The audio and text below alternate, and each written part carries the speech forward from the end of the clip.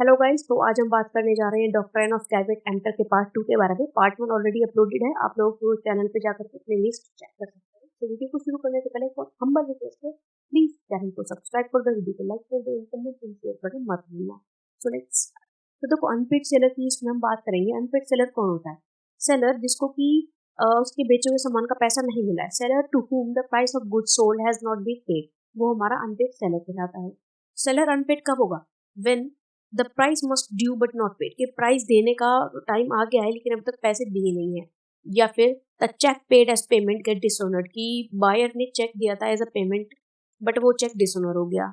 Seller get decree from the court but decree has not satisfied the seller, कि seller को court से order मिला था कि भाई उसके पेमेंट के इतने रुपए दे दिए जाएं, ठीक है, लेकिन जो रुपए कोर्ट ने अलाउ किए थे देने के लिए उतने से उसको सेटिस्फेक्शन नहीं हुआ, कि भाई मेरे सामान के पूरे पैसे तो मिले ही नहीं।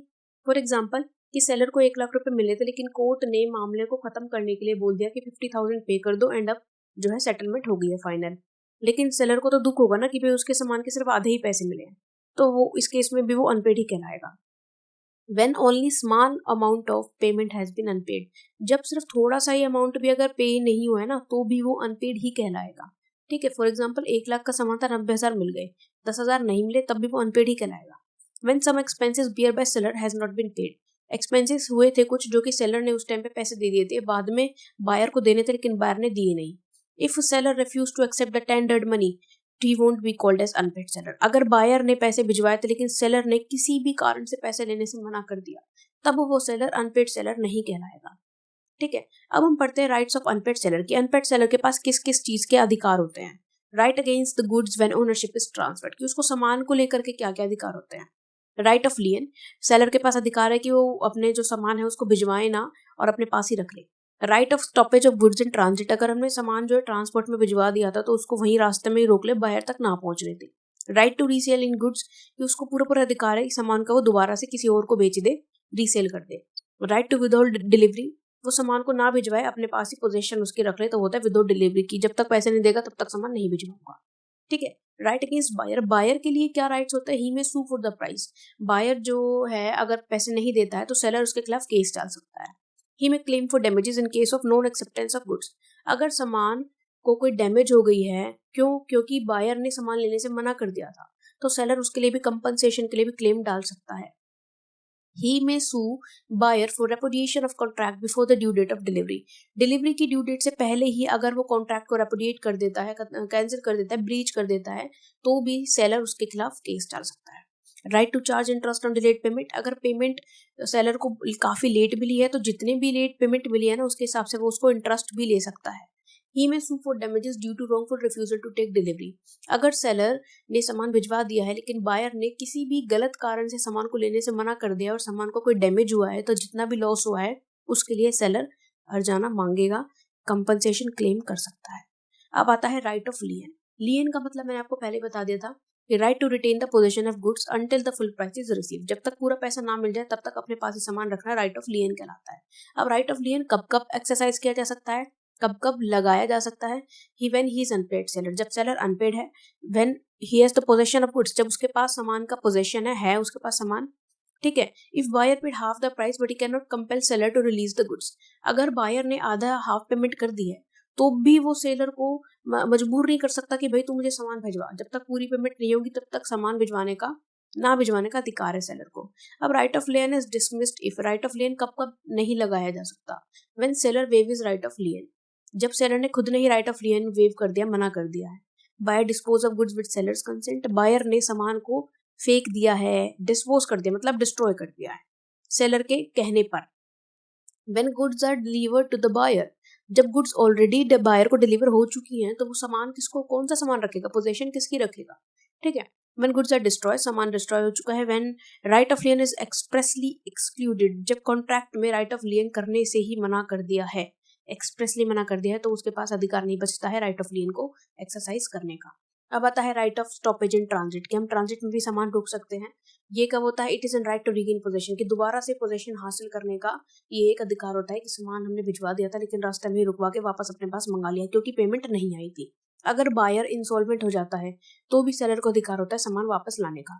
It can be exercise even when half payment is paid. अगर बायर ने सिर्फ आधी पेमेंट दी है तो भी ये अधिकार मांगा जा सकता है। Seller has full position if delivery by his own agent. Seller के पास पूरी पोजीशन होती है अगर उसका खुद का एजेंट ही सामान लेकर के गया। कोई एजेंट ही तो है, कभी भी कॉल करके बुला लो।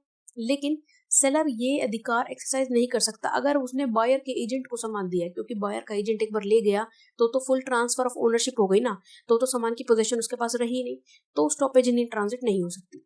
फिर आता है seller can stop goods in transit through a notice to carrier agency. अगर हमने किसी ट्रांसपोर्ट एजेंसी को, करियर एजेंसी को भिजवाया है तो हम उनको भी नोटिस दे करके सामान रास्ते में रुकवा सकते हैं।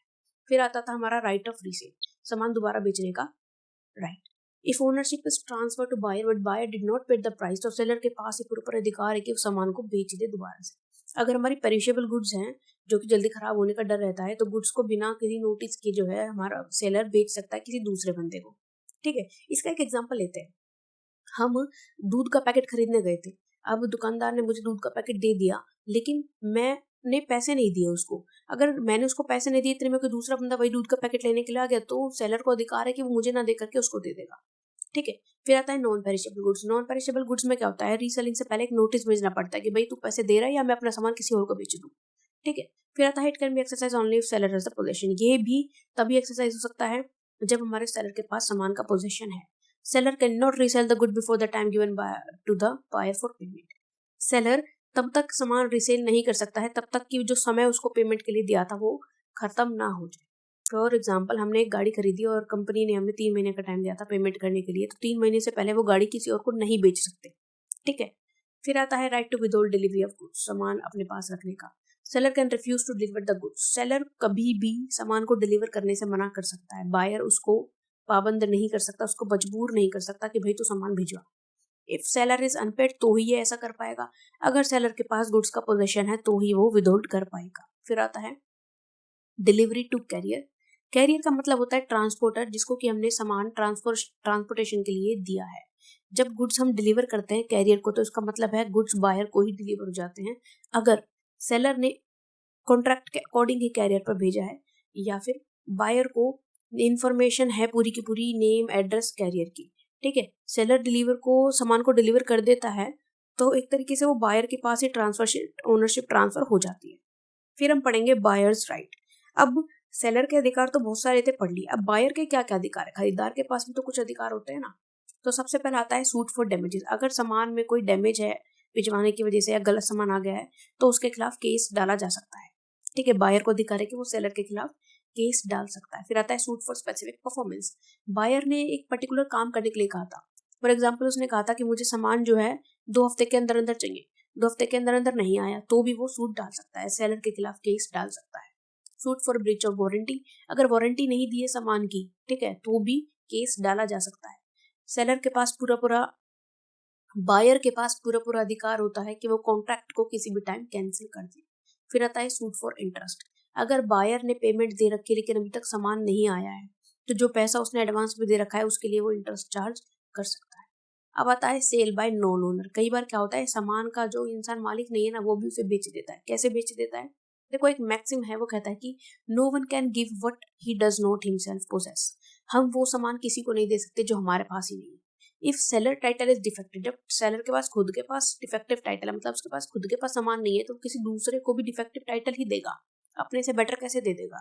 ठीक है, seller can not give the better title buyer then himself had. वो अपने से अच्छा टाइटल किसी को नहीं दे सकता।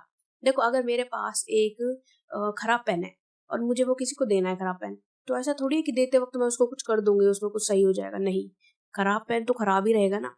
तो यही कह रहा है हमारा सेल बाय नॉन ओनर में कि टाइटल अगर मेरे पास डिफेक्टिव है तो मैं सामने वाले बंदे को भी डिफेक्टेड ही दे सकती हूँ, बेटर नहीं कर सकते उसके लिए। फिर अब कौन कौन से नॉन ओनर होते हैं, जैसे कि मर्केंटाइल एजेंट। अगर सेलर का मर्केंटाइल एजेंट जो है टाइटल को ट्रांसफर कर सकता है, लेकिन कब कर सकता है, अगर उसके पास गुड्स का पोजेशन है। If agent is selling it in ordinary course of business, की बिजनेस के नॉर्मल बिजनेस के दौरान ही एजेंट उसे बेच रहा है। The buyer is acted in good faith, ये बायर एक्टेड है गुड फेथ में। Buyer has no idea that seller had no authority to sell. Buyer को नहीं पता, खरीदार को नहीं पता कि जिससे मैं सामान खरीद रहा हूँ ना, उसके पास अथॉरिटी नहीं है सामान को बेचने की। वो नंबर 2 में, मतलब ब्लैक में होता है ना, फ्रॉड में सामान बेच रहा है।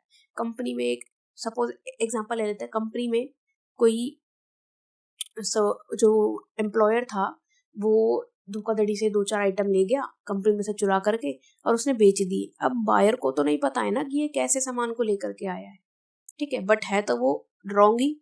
फिर आता है सेल बाय जॉइंट ओनर। अगर हमारा जॉइंट ओनर है कोई, जैसे पार्टनरशिप में आ जाता है, तो जॉइंट ओनर भी सामान को कब बेच सकता है, जब उसके पास पोजेशन है, sole possession of joint owner, ठीक है। When buyer has acted in good faith, मतलब बायर को जो है लगता है कि हाँ सब सही है। When buyer has no idea that seller had no authority to sell, जब बायर को पता ही नहीं है कि सेलर के पास अथॉरिटी नहीं है सेल की। For example A and B ने दोनों ने एक मिलकर के एक गाड़ी खरीदी थी। ए ने वो गाड़ी एक इंसान को बेच दी। अब जिसके पास वो गाड़ी गई है, मतलब जिसने खरीदी है, उसको तो बेचारे को नहीं पता ना कि ए के पास अधिकार नहीं है गाड़ी को बेचने का, ठीक है। फिर आता है ऑक्शन सेल। ऑक्शन सेल का मतलब होता है पब्लिक सेल। इसमें सेलर इनवाइट करता है इंटरेस्टेड बायर्स को कि ऑफर करो प्राइस एडवर्टाइजमेंट के थ्रू। फिर इसमें होता क्या है, सेलर एक ऑक्शनियर को भी अपॉइंट कर सकता है as an agent for sale. Auction में हमने टीवी वगैरह में भी, मूवी वगैरह में भी देखा है, यही होता है ना कि छोटी सी बिड से शुरू होती है और ऑफर आते जाते हैं ऑक्शनियर के पास, और ऑक्शन स्टार्ट होती है बिड से लगा करके। अब सेलर के पास पूरी अधिकार है कि वो छोटी से लेकर बड़ी किसी भी बिड को चूज कर सकता है, ठीक है, बिना एक भी रीजन दिए। सपोज हमने कोई सामान की बिड ऑक्शन लगाई थी, हमने किसी जो है बिल्डिंग की ऑक्शन थी। अब मुझे उस बिल्डिंग के 1 करोड़ रुपए मिल रहे थे, लेकिन मैंने क्या किया, 90 लाख वाले को जो है सामान बेच दिया। तो मेरी मर्जी है भाई, मैं किसी को भी बेचूं, मुझे कोई रीजन देने की जरूरत नहीं है कि तुमने 1 करोड़ वाले को क्यों नहीं खरीदा, ज्यादा पैसे